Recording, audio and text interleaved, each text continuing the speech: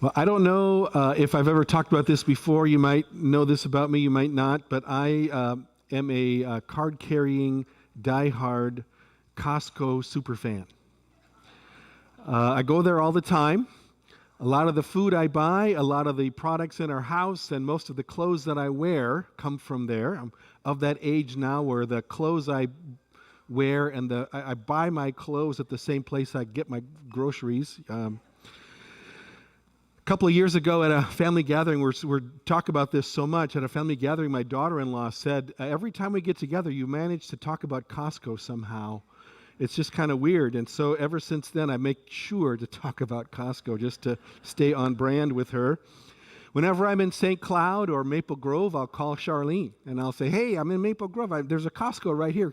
Do we need to pick up anything? And she's like, no, we've been here a whole bunch of times. There's nothing we need. I know you just want to go there because of the free samples. And she is not wrong. Is it just me? I don't think so. If you're hungry, you can get a lot of good food that way. Just go from, and you know what the food stations are, right? They have these samples at various times, different products that they make available, and you can go around and get all this free stuff, and then you can make the round, and sometimes I want to go again and go around again, but it's kind of weird. They kind of get irritated with you if you do that a lot. So I've thought about wearing layers, like wearing a sweater and then do a loop and then put the sweater or take the sweater off, and redo my hair and then come around, and then you got to act surprised, like you've never been there before. Oh, protein balls with chocolate chips. Interesting. Let me give these a try, and meanwhile, the lady's back there going, yeah, I saw you 10 minutes ago. You're not fooling anybody. If you think about it, Costco sampling stations are the quintessential consumer experience. You just try stuff. You just take what you want. Just a little bit of this, a little bit of that. No buying, no cooking, no responsibility, just consuming. And that's how we live today. That's how we think today. We're into that. That's our orientation. And we take that orientation to our spiritual life. We sort of treat the spiritual life like another thing that we're trying to get stuff from it. And so we try a little of this, a little of that, and we try something out to see if it feels good, but don't ask us to buy in, don't ask us to surrender, don't ask us for trust or obedience or transformation. Well, that image of the spiritual life as a sample station, that idea of consumer Christianity, is a helpful way of understanding what's going on here in this chapter, because it again might seem strange when you first read it. Jesus does this powerful miracle, right? Feeds the 5,000 people, and the people are blown away by this. They're excited about not only what happened, but also what it represented. We're going to talk about that in just a minute. But how this all plays out is, again, not what you would expect. And how this plays out exposes something about them. And it's something that, unfortunately, people today, some of us, share with them. And it comes down to a question, which is the title of the sermon here. Are we spiritual seekers? Are we genuine seekers? Or are we just consumers? Are we looking to be transformed or just comforted? Do we come to Jesus in order to be changed, or just hoping that he'll make our life a little easier? Well, that's what we're going to talk about today.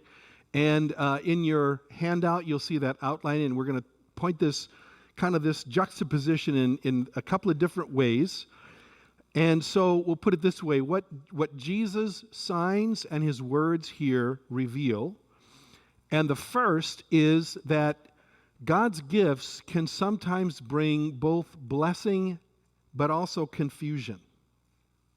And let's start with the obvious, right?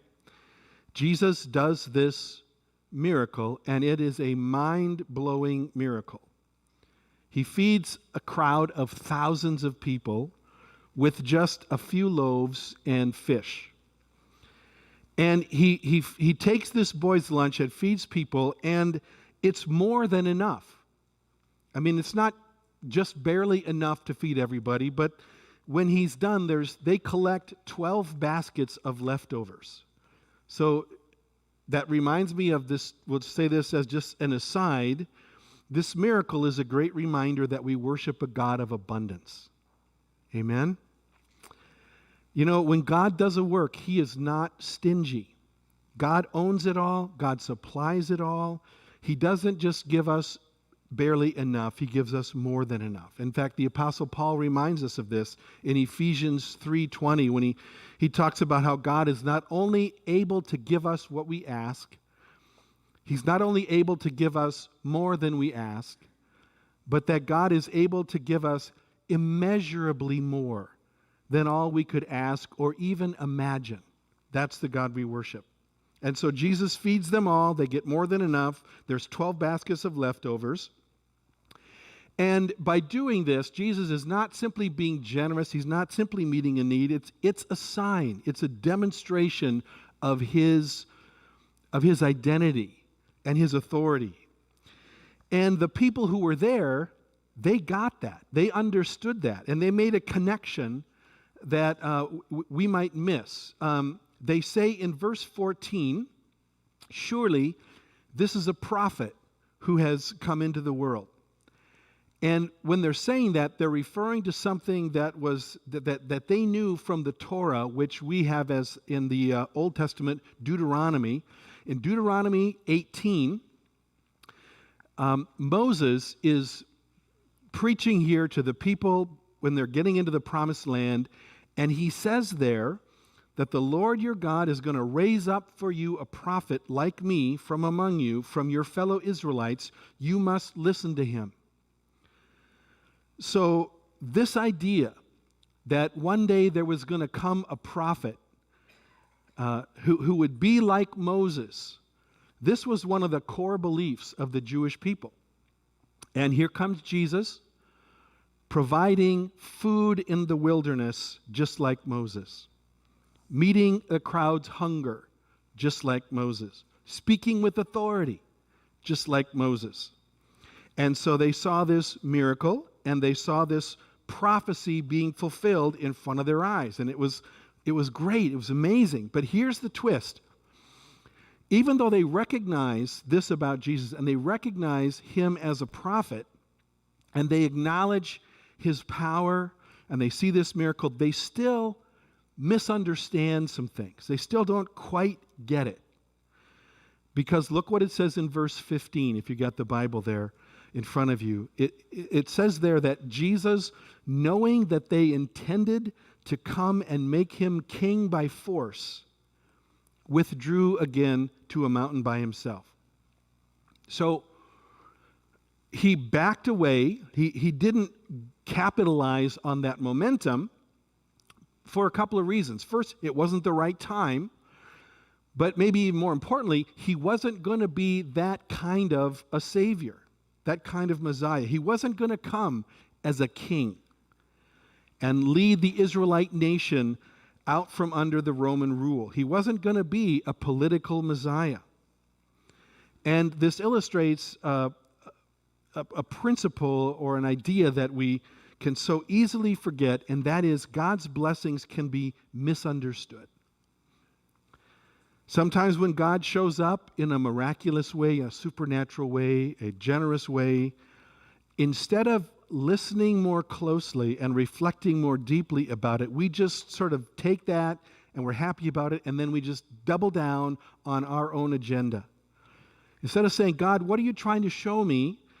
We say, oh, great, good. Now I can just keep doing what I want, what I've been trying to do here.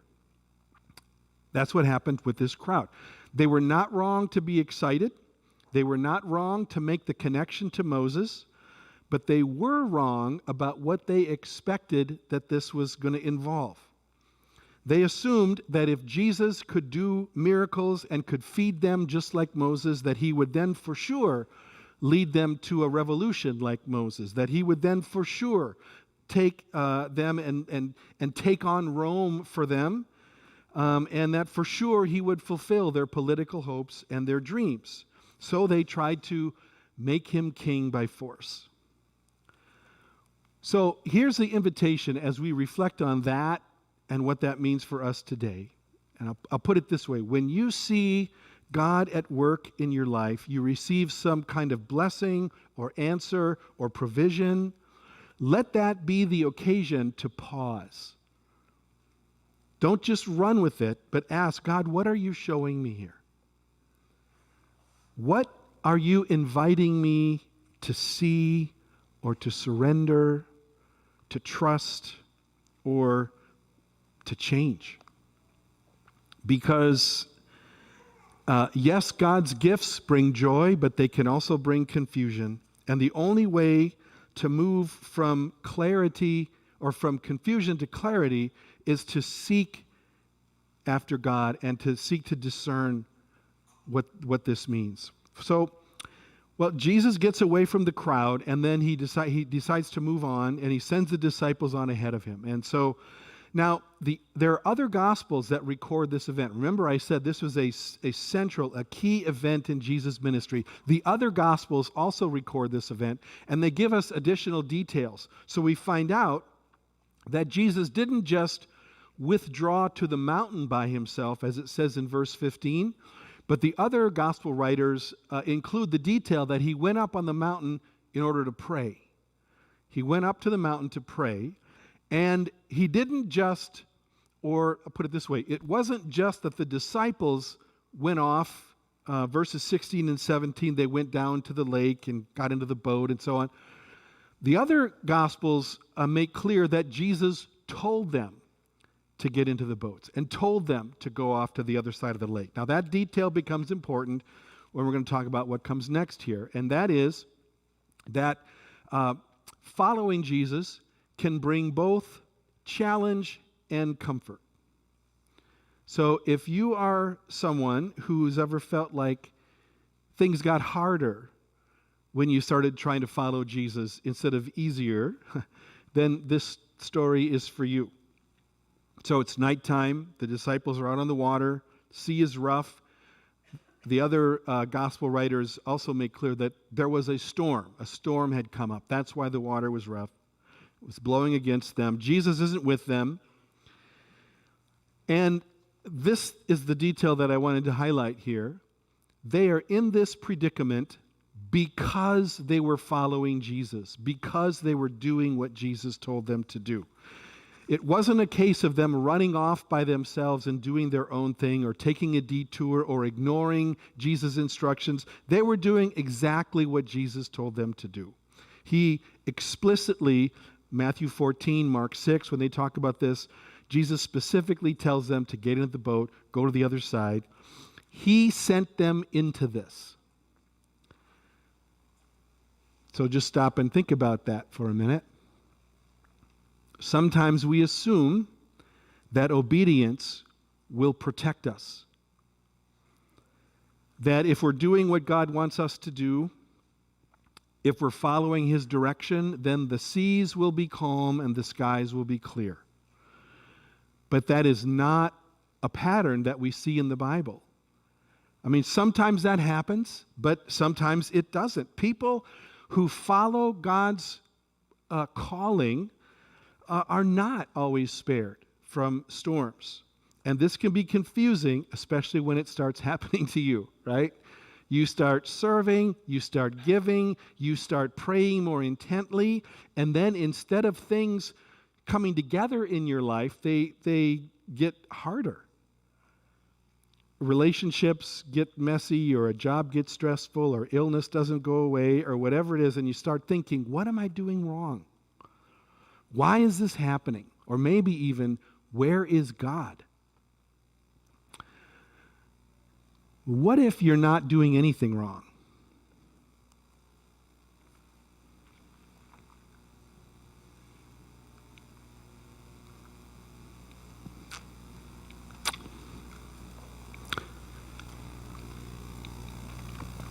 What if the struggle is just part of the path?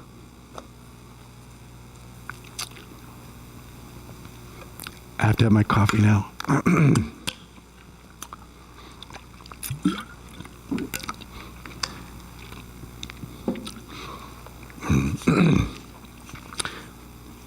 In John 16, Jesus says, in this world, you will have trouble. Not maybe, you will. In James 1,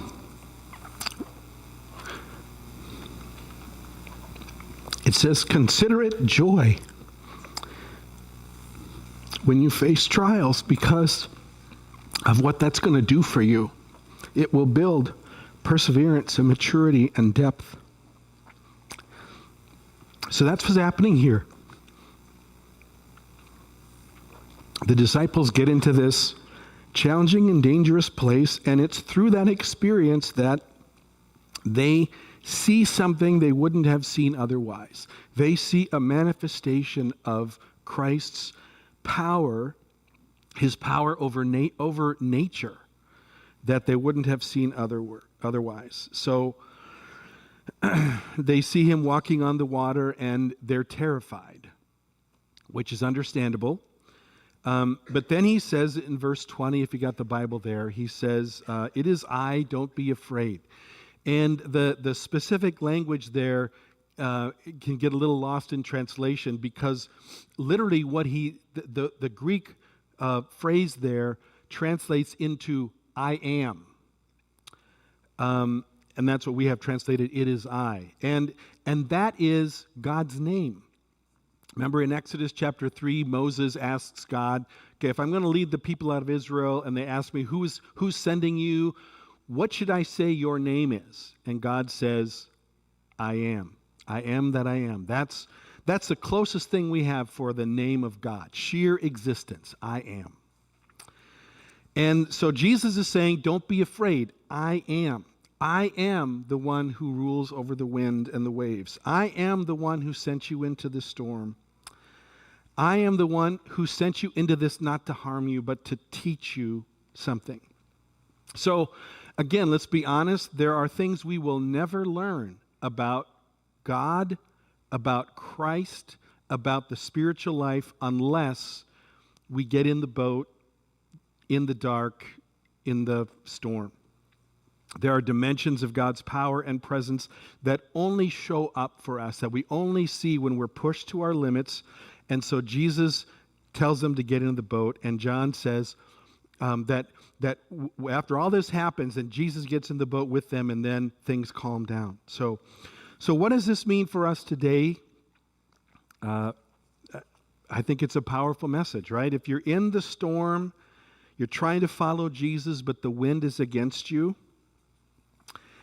and you're tired and you feel far away, don't give up.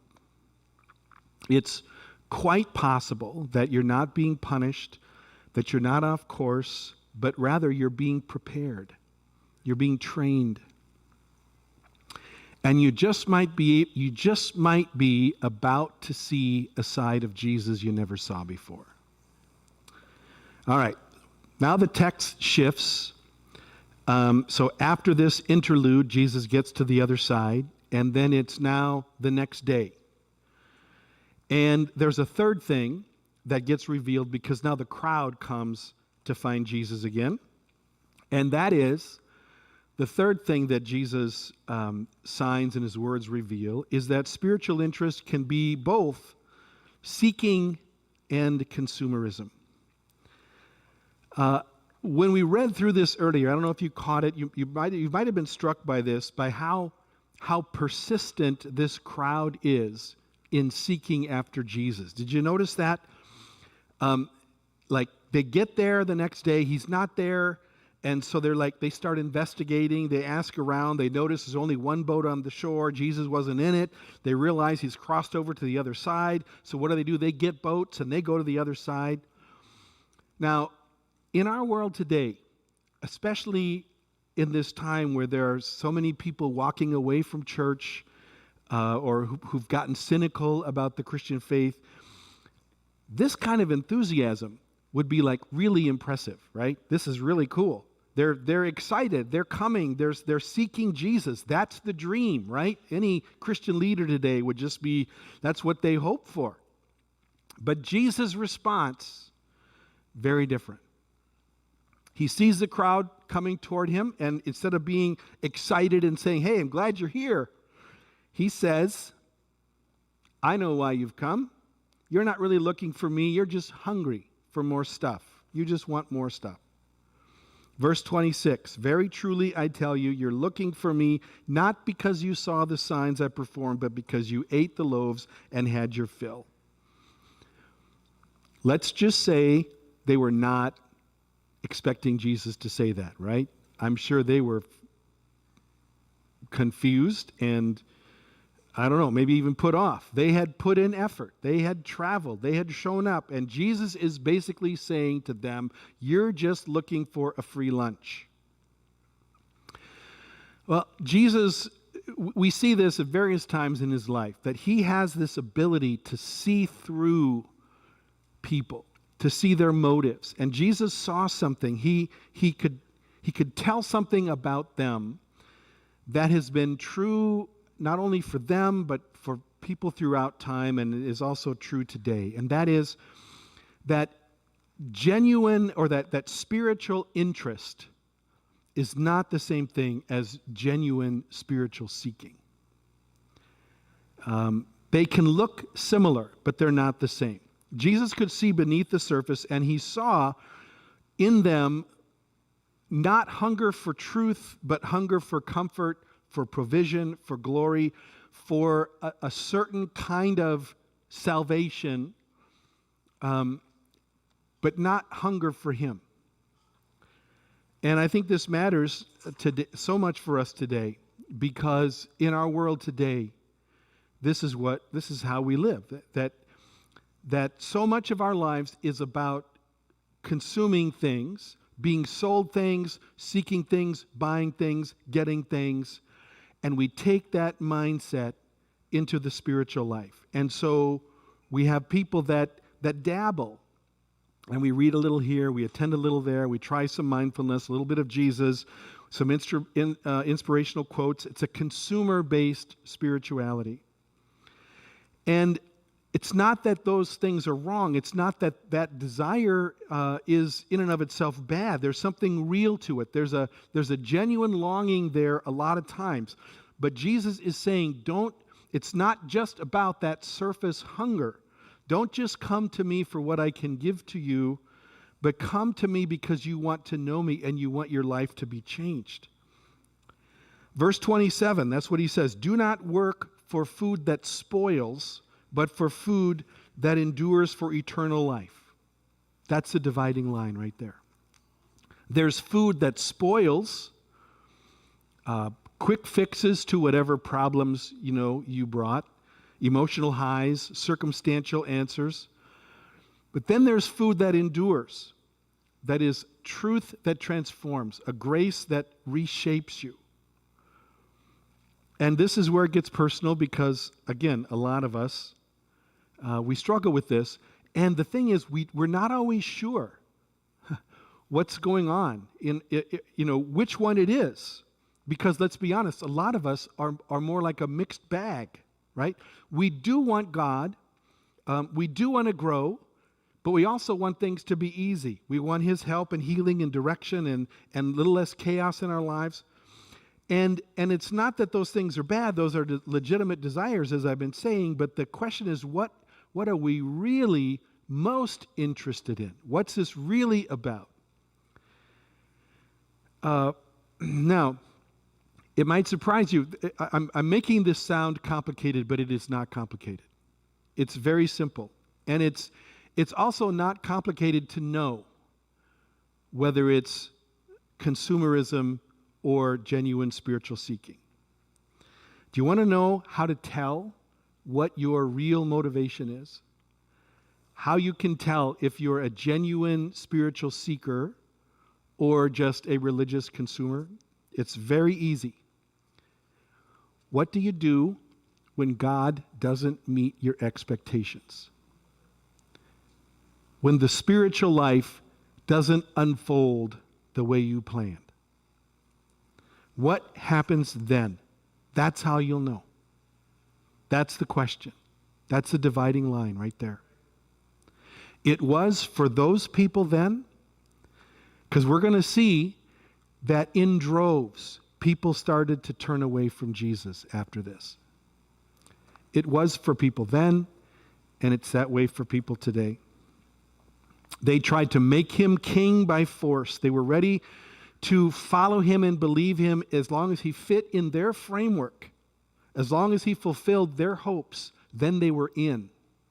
But when he didn't, then it was a different thing altogether. And again, we're going to talk about that in future weeks. So here's the question for all of us. What do we do when Jesus doesn't go along with our plan? When we're following him, we're living the Christian life, and things get harder, when answers to prayer don't seem to be coming, that's when the real seeking starts. God says through the prophet Jeremiah, this is Jeremiah 29, "You will seek me and you will find me when you seek me with all of your heart." What does that mean? How do I know if I'm seeking God with all my heart? I think we almost never start that way. In other words, we start out seeking God with mixed motives or mixed desires. And then what happens is that the process of seeking is the process of struggle. And we get some things that we want and some things that we don't. Some things get complicated, some things get hard. And it's in that process that our seeking and our hearts get purified, get sanctified. And of course, that's the goal then, is that in that process of seeking, we are changed, we are transformed. That's what this is all about. Romans 12. Don't conform to the pattern of this world, but be transformed by the renewing of your mind. That's God's will for us, that we be transformed, to shape us, to reshape us into the form, into the likeness of Christ, so that our souls resemble, our character resembles his character, his love, his wisdom, his compassion. So here's the core principle summarized with two questions. Consumerism is asking, what can God do for me? And seeking is asking, what does God want me to become? Who does God want me to become? And of course, that's the journey. So let me close with this. There's a popular trend these days. You might do this yourself, putting a vision board together, where you take clippings, pictures, words, quotes, put them together on a board to represent what you want, what you're wanting in your life, and it's like a collage of your goals and your values. So maybe if you've done this, or if you were to do this, what would you put on that vision board? Like a beautiful home, fulfilling job, travel, health, family, whatever. And what vision boards do, what this kind of strategizing or thinking does, is it causes us then to divide our life into certain categories. Health, family, career, whatever. And somewhere, one of those categories is probably then going to be faith. And so we want all these things in all of these categories, and then our assumption is, if we get those things in these different categories, then we're going to be happy. Then we're going to be fulfilled. And it never works, right? Even if we get that thing, sometimes we feel like we're incomplete. It doesn't quite happen, so then we're still continually frustrated. We think it's still over there on the horizon, or we get it and then we're not happy. It doesn't satisfy like we think it should. So then we just put another vision board together, more stuff on it, different stuff on it, better stuff, nicer stuff, bigger accomplishments, and then it doesn't work again. It keeps on not working. So, what if the whole thing is wrong? What if our whole assumption about this is wrong? What if the whole consumer thing is just a treadmill that gets us running and we don't get anywhere? What if all this consumer approach, this stuff, is just like a carrot that is dangled out in front of us, and no matter how fast we run, how intense we are, we're just never going to catch up with it? What if we need to take our spiritual life out of the discrete category and put it at the center and give ourselves over to God and then let Him dictate what that means, how we live, how we relate, what we pursue? What if we were to seek first His kingdom and His righteousness, and then let everything else fit around that? Instead of trying to fit Him into our box, instead of trying to fit faith into our box and our church into our box, we let Him bring us to the places that He wants to bring us. Maybe we just might find that life works a whole lot better that way. Almost like it was designed to work that way.